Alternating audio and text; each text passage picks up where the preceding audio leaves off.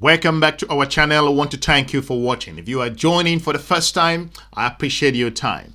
Here we talk geopolitics and geoeconomics on how the continent of Africa engage its strategic partners from around the world, looking at Moscow, Beijing, Washington, Brussels, and including emerging Turkey, India, and partners across the Middle East and some emerging economies in the continent of Africa.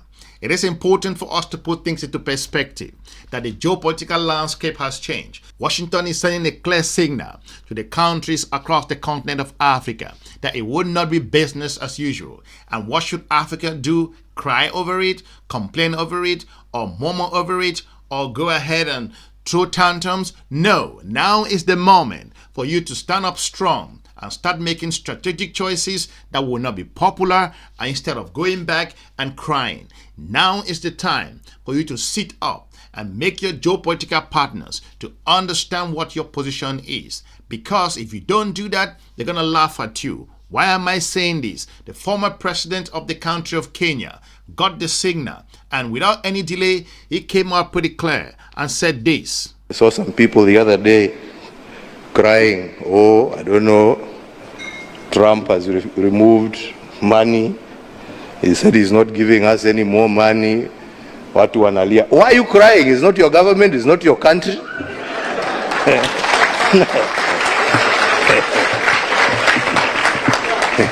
He has no reason to give you anything.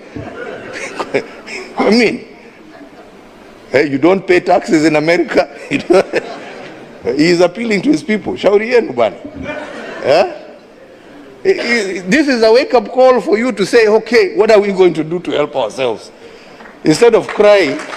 If the continent of Africa should re-strategize itself, there is no better time for the continent of Africa to do that. Look at what's happening across the Sahel. France has been kicked out. The hegemonic approach that France used across the region has come to be exposed in several areas. France has understood that it's not what it used to be in the continent of Africa. The priorities across the continent has changed.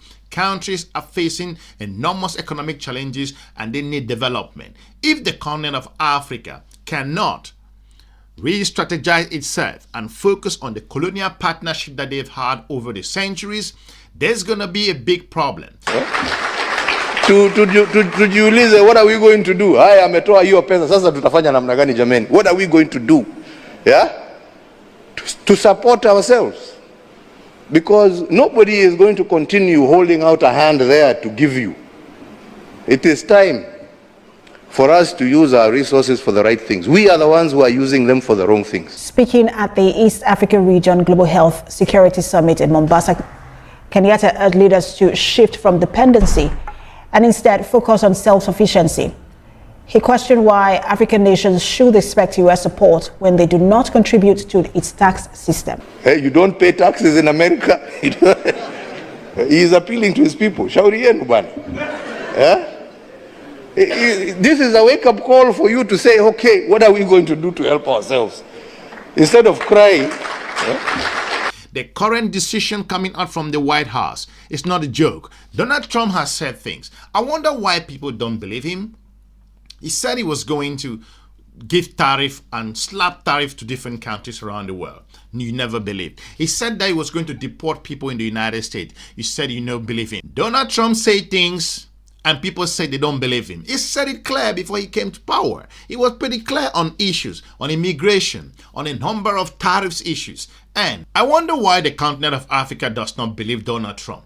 Before he became president, he said pretty clear where he stands on issues. And people always said they don't believe Trump. No, he talked about immigration and what he thinks about immigrants in the country. And he went ahead to make the decision. The issue about cutting aid to a number of countries across the continent of Africa is not by mistake. He's made it so clear that there was no other way to explain it. I can't really break it down so simple. Donald Trump, when he says something, believe him or you don't believe him. Two things. He's going to follow through or he won't follow through. That's how it works. Africa, this is your moment. You cannot complain. The world is watching. The European Union is re-strategizing themselves. They are putting their plans in place to engage the current United States of America's government in trade, in collaboration, bilateral relationship. Asian countries are beefing up their geopolitical engagement, looking for new partners. The Middle East are facing the heat as well. They are re-strategizing. What do? You complain and talk. I don't think that is a solution.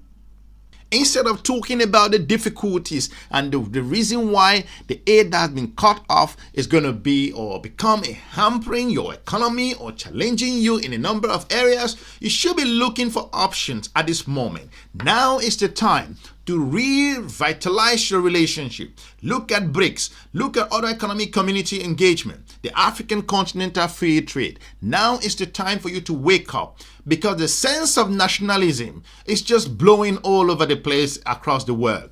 You guys have to sit up. If you don't sit up, the geopolitical partners will measure you. This particular moment will never happen in history. If you don't take advantage of this time, you will be laughed at. You will regret, because now is the moment. There is too much chaos around the world, and the continent of Africa is trapped. Look at the Russian-Ukrainian war, the pandemic, and look at Gaza. Look at a number of other very important things. We have two conflicts in the continent of Africa at the moment that are ranging. Other conflicts are fringe conflicts across the continent. It is important for Africa to wake up. Stop complaining about Donald Trump has done this, has done that. Tujiulize, what are we going to do? Haya ametoa hiyo pesa, sasa tutafanya namna gani jameni? What are we going to do? Yeah? To support ourselves. Because nobody is going to continue holding out a hand there to give you. It is time for us to use our resources for the right things. We are the ones who are using them for the wrong things. It is about time that the continent of Africa should not wait for its geopolitical partner.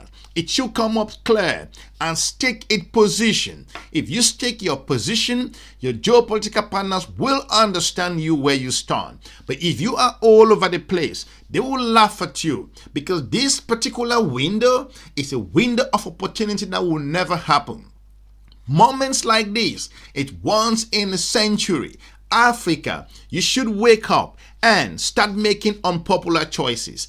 That's the only way. You consider what's happening in the Sahel, like I pointed out. These countries are facing a lot of economic and social challenges. They have looked at the colonial partnership that it is not of their own interest, and they have decided that we're going to move, instead of complaining and talking about it and pushing it in the media. Go ahead and make decisions. Go ahead and make decisions. Your geopolitical partners understand when you make moves. That's the reason why the countries of the Alliance of the Sahelian State, they do not talk too much. They just talk and they do. That's how it works in geopolitical environment. France has gotten the message. The United States was kicked out from Niger. They got the message. They know where Africans or those countries in the Sahel stands at the moment. If they have to re-engage, make no mistake, Niger, Burkina Faso and Mali, I've not said they're not going to work with any other person. However, they want to put their sovereignty at the core of every decision they are making. That's vital.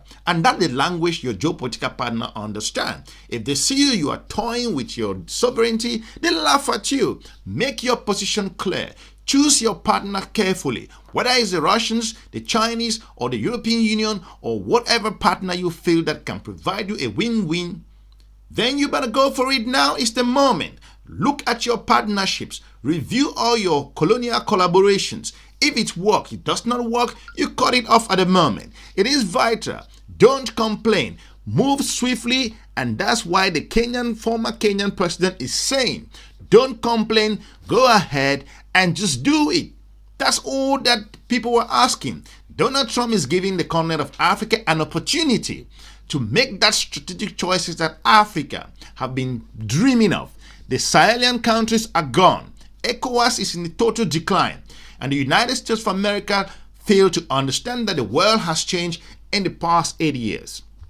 That's the reason why the continent of Africa African nations to re-strategize and sit and take this moment of this aid cutting. Trump's relationship with Egypt, South Africa is an indication these countries are solid members of BRICS. They have to wake up. There are other opportunities that are lying out there. If one window is closed, the other one is open.